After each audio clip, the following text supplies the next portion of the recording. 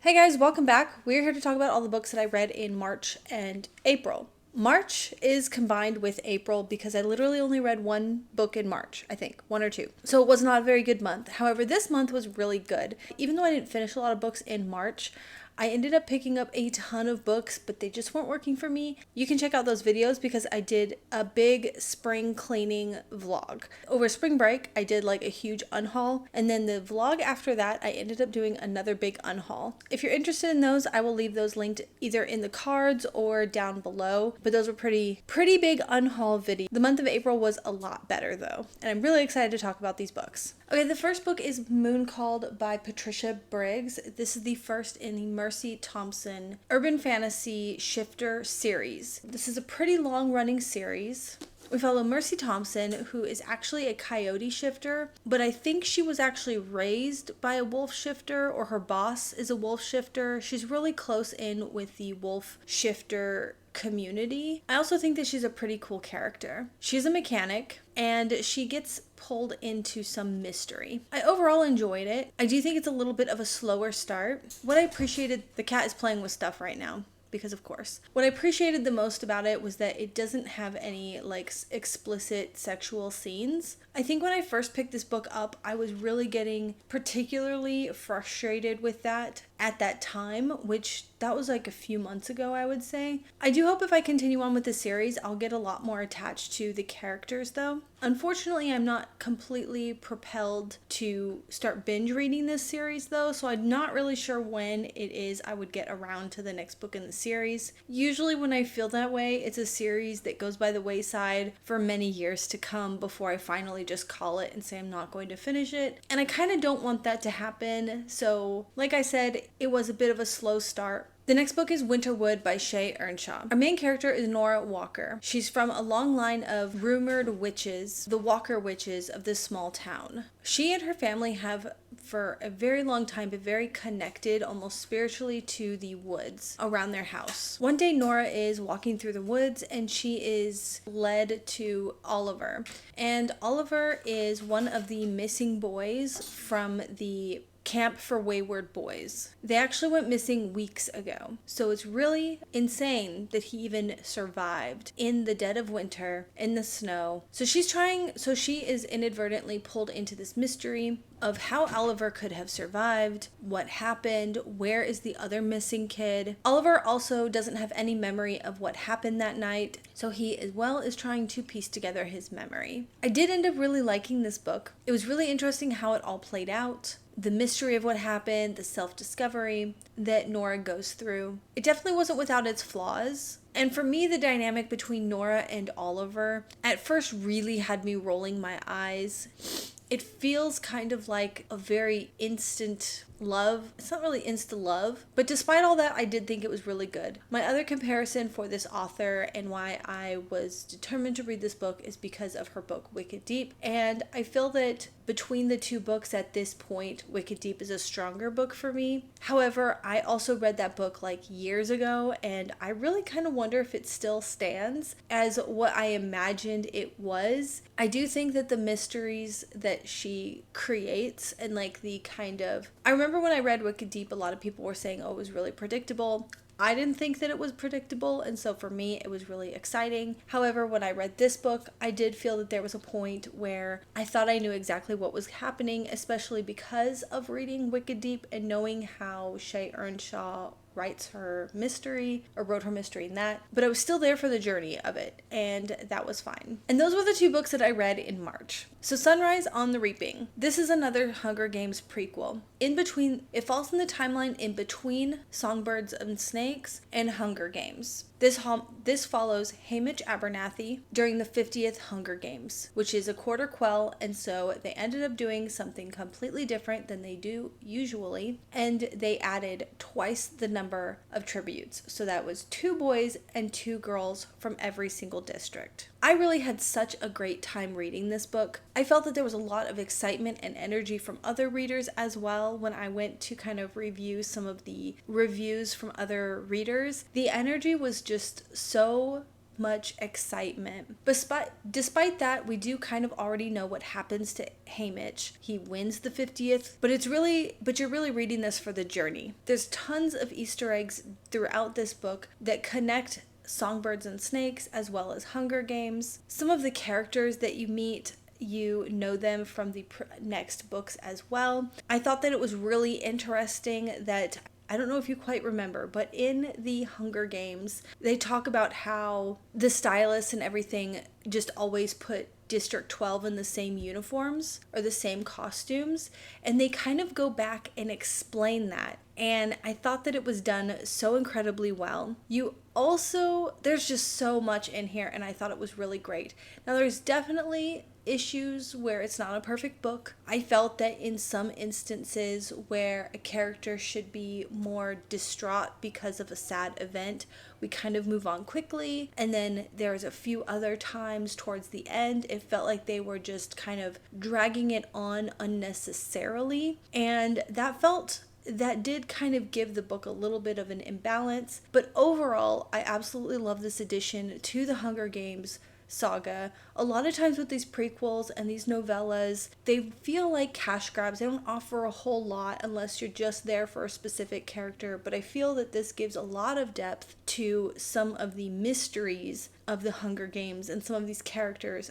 A big player in this book is Plutarch Heavensbee, and I kind of want to go back and read Songbirds and Snakes, because in that one I was more focused on Snow, even though Plutarch was in there. But we do have a bit of a connection between the Plutarch as Snow's, I think he went to school with him, and the Plutarch from like the Hunger Games. And we kind of get this in-between Plutarch character, which I think is really good. Oh my god, I'm drawing a blank. What is her name? The one who's like the host for District 12, and she brings the District 12, oh my gosh, I'm so sorry. I'm having like the biggest blank, but what is it? It's like right on the tip of my tongue. She has like the crazy costumes. She was there to draw Katniss and Peeta's name out of the jar. You know her. She has her start in this book. So I don't know. That's interesting to you. There are some people who are not really liking this book that much, and you might feel a little bit unsure about whether or not you should give this book a try, but I feel that some of those things really make this book a really great addition. So that is Sunrise on the Reaping. Okay, the next one I read was On the Road by Jack Kerouac. Completely switching gears here, I know. This was a pick from the Read It or Haul It jar, and I was really happy that I picked this book up. It was definitely exceeded my expectations. I think I had been kind of holding off on this book because I thought this book was supposed to be like sex, drugs, rock and roll, road trips, that sort of thing. I'm finding that is not something I really like to read about in books. I find it just very tiresome. However, this book was not like that at all. So On the Road follows Sal and his buddy Dean, who basically character placements for the author Jack himself and Neil Cassidy, who is another I think he's an author. Either he's an author or a poet, maybe both.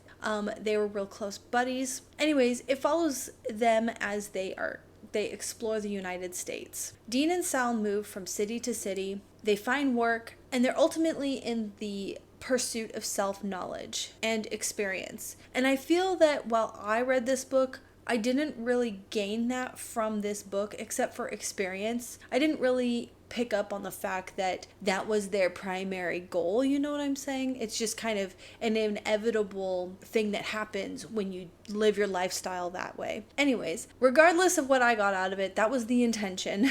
So Dean, the best friend, manages to get himself in all kinds of troubles. And a lot of Dean's problems kind of are the catalyst for getting them to move on to like the next place. And Sal just kind of follows Dean around. Sal is a pretty easygoing kind of guy. Dean is the troublemaker. And I felt that made that whole like sex, drugs, that sort of thing, excessive drinking, a lot more palatable for me because it was the support character and not Someone is at the front door. Because it was the support character and not the main character. I did really enjoy this at the end of I also really like Jack Kerouac's style of writing. The story itself, I would say, is a little bit lackluster as far as for my personal taste, but that's where I felt that the writing style really shined for me. I could definitely see why this is one of his most beloved works because it is also like a autobiographical. Yeah. The next one is Burnt Sugar by Avni Doshi. This follows a woman who has a very strained relationship with her mom, a lot of resentment as well as a lot of love. When her mom starts losing memories, her daughter wonders whether or not it is real or if she's just losing memories of her daughter, I guess, is kind of the thing. First of all, I'm just going to put it out there that I did not connect to this book very much. I might not have read it correctly, if that makes sense, because what I was reading, and this does go back into forwards and backwards in time from the present day of her mom who's aging, the past and memories that she has with her mom. And the way that I interpreted this book is that she is also a mom who is struggling with motherhood, and so it's causing her to also confront issues with her mom of like maybe being more empathetic towards struggling with that motherhood. But now that I think about it, I might have been that the chapters where we're talking about the struggles of motherhood might just be the mom and not the daughter. I'm very, very confused now, and I'm wondering if I didn't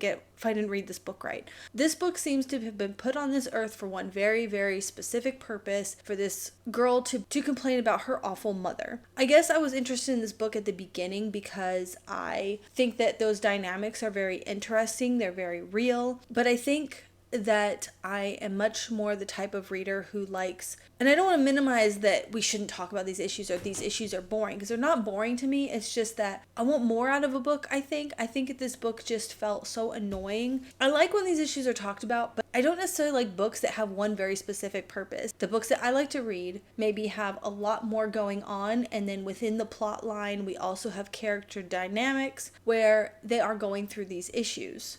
A lot of fantasy novels can do this. I just feel that this book is incredibly one-dimensional, and I couldn't get connected to any of the characters. They're just kind of annoying. So that is this one. This one I also picked up for a read it or unhaul it, I think, and I'm definitely going to be unhauling this book. Backtracking a little bit, I picked this up for a read it or unhaul it. I'm going to hold on to this book as part of my collection. I could definitely see myself returning to this book. The next book I read was Pale View of the Hills by Kazuo Ishiguro. I really don't know what to say about this book. It's really forgettable. Basically, a woman is reminiscing of the past. She had a daughter who killed herself. And I mean, it's a really tough story. It really is. But I just didn't connect to it. And I felt that it was really boring. So that's all that is. The next one is Pineapple Street by Jenny Jackson. This is another quite forgettable story. At the time that I was reading this book, I did enjoy it. I did feel engaged in the story, but once I set the book down, I felt that it was incredibly forgettable. Like, I can't even really tell you what this book is about. Like, I can't translate what this book and summarize what I read because I don't remember. It's more of like a vibe, you know? So, Darlie's the eldest daughter in a well-connected old money Stockholm family. She followed her heart, trading her job and her inheritance for motherhood, but giving up far too much in the process. Sasha is a middle-class New England girl, has married into Brooklyn Heights family, and finds herself cast as an Arvista outsider. Oh yeah, okay. And Georgiana, the baby of the family, has fallen in love with someone that she can't have and must decide what kind of person she wants to be. Shot through with the indulgent pleasures of life among New York's one percenters. Pineapple Street is an addictive, escapist novel which sparkles with wit, full of recognizable, lovable, if fallible characters. See, I feel like a lot of the blurbs just really hyping this book up. A cancel all plans kind of book. Sorry, utterly addicting, big-hearted, affecting. I didn't get any of that from this book.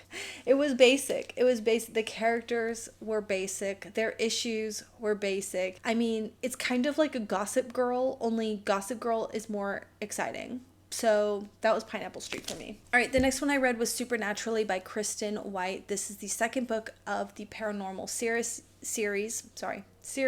I really like Paranormal Sea. I read that just the last month, February, I guess it would be. And I did really like Paranormal Sea, so I wanted to pick up Supernaturally. I was so bored. It really suffered from that second book syndrome in a series, and I felt so bored with it. And I don't really want to spoil it, but you're following this girl who has kind of grown up in it's like an agency who goes and collects supernatural creatures and either helps them or gives them a job or gets them off the street if they are troublesome. And she kind of works with her mom for all intents and purposes, and she's considered a human girl, but she kind of has this gift where she can see through glamours, which makes her a valuable asset to their agency. Well, then she meets this boy, it upends her life, everything she knew was a lie, and it kind of opens this can of worms. In the second book, she is kind of following a little bit different path that she thinks that she always wanted, and it just was kind of naggy and annoying. I get that it's a kind of coming of age where you think that you want a different path in life, and when it doesn't turn out that way, you maybe kind of think, oh, you know what, let me go back and do what I originally wanted to do. So now the question is, do I read the third one? Honestly, I don't know. I do see potential to bring this book up as a recommendation for something else, but like at the same time, would I recommend this book? Probably not, since I didn't like it.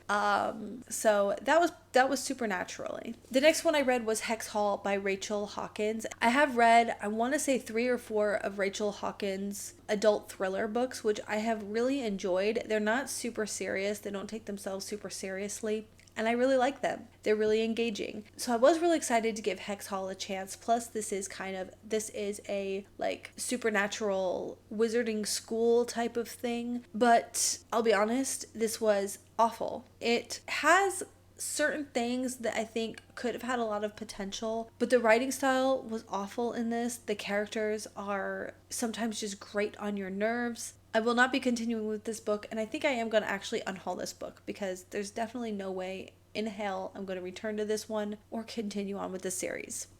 Then I read Small Favors by Erin A. Craig. This is another author that I really enjoyed at least one of her books. This follows Ellery, who lives in a small town that's bordered by these sinister woods. Now, it's getting kind of hard to keep track of a couple of these books that are surrounded by ooky spooky woods. But anyways, as winter gets closer, things just start getting increasingly more messed up. I think her mom gets sick. Her dad has to take them. Their hive of bees, which is their livelihood, might die. Other townsfolk are having all of these problems. Some of the creatures from the forest, I'm having the hardest time articulating this. There apparently are some creatures from the forest that can help the townsfolk and grant them their deepest desires for a small favor.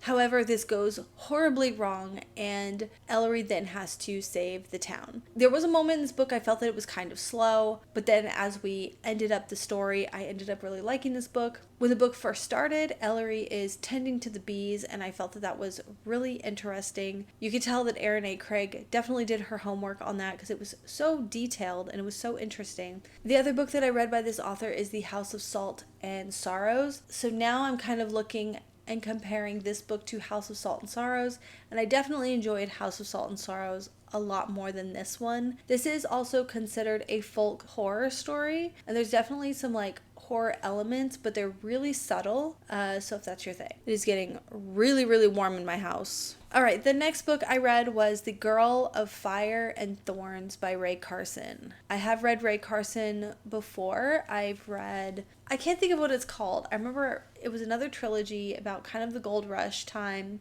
and our main character could like sense gold. And I thought that the first book in that series was really, really good, but then the second one was so dreadfully boring that I never finished the third one. Girl of Fire and Thorns has been recommended to read if you like Buffy, if you're looking for kind of Buffy vibey type of books, and I didn't get that from this book at all. There's kind of aspects about this book that I liked, but more often than not, I did not like this book. What I remember most vividly is our main character kind of gets married off to this man. Our main character has a special gift. First of all, it's a secret. And then she gets married off to this man, and she's very hopeful that even though it's an arranged marriage, even though they don't know each other, that she will win his heart with time and everything else. So she really is putting in the effort and trying, and he takes her off to his estate, and he really wants to keep it on the down low. He doesn't want to tell anybody. He wants to keep her a secret. He's doesn't even say that he's married her. He just kind of tells the house that she's like a guest. I had very Crimson Peak vibes coming from this, and so I thought I knew what was happening, but I don't think that's what it was. Then I don't really remember the transition between that and then kind of where we end up, where she's not even living with her husband anymore. She's off on some other mission and journey, and then we go into like kind of a romantic style story. I just didn't connect to the story.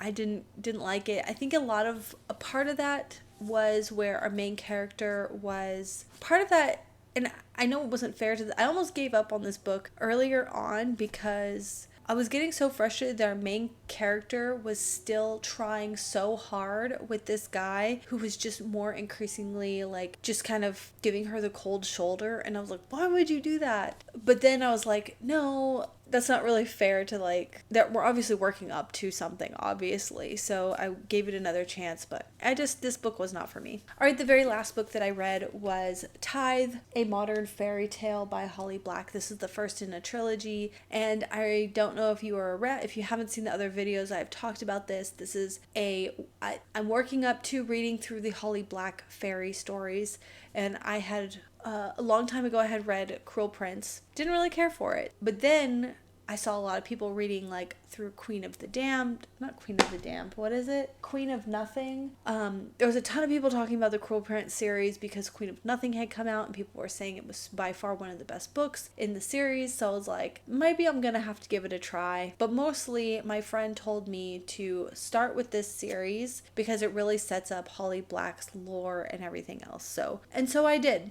And we are following a girl who is a human and she gets involved with fairies, and then she discovers something about herself, and I almost said what it was, but it's very like good fairies, bad fairies, pixies, unaffiliated fairies living in the human world, tricks and lies that fairies play and stuff like that. So this book also feels pretty gritty and dark. I don't know exactly when this book was originally published. Actually, I guess it would be on the first page, wouldn't it, Michelle? Copyright 2002. I think that this book kind of stands out to me a lot as being like maybe a bit older because like all the characters, they smoke. Her mom's an alcoholic. She's talks over and over about what it was like growing up with her mom, who's so it feels really dark and gritty in a way because this isn't really, it's young adult, I would say, but it deals with a lot of other really hard themes. Like our characters smoke. Their teenagers smoke. She's like 15 or 16. They also go out and party. She stays out late. Her mom was like in a band or something like that,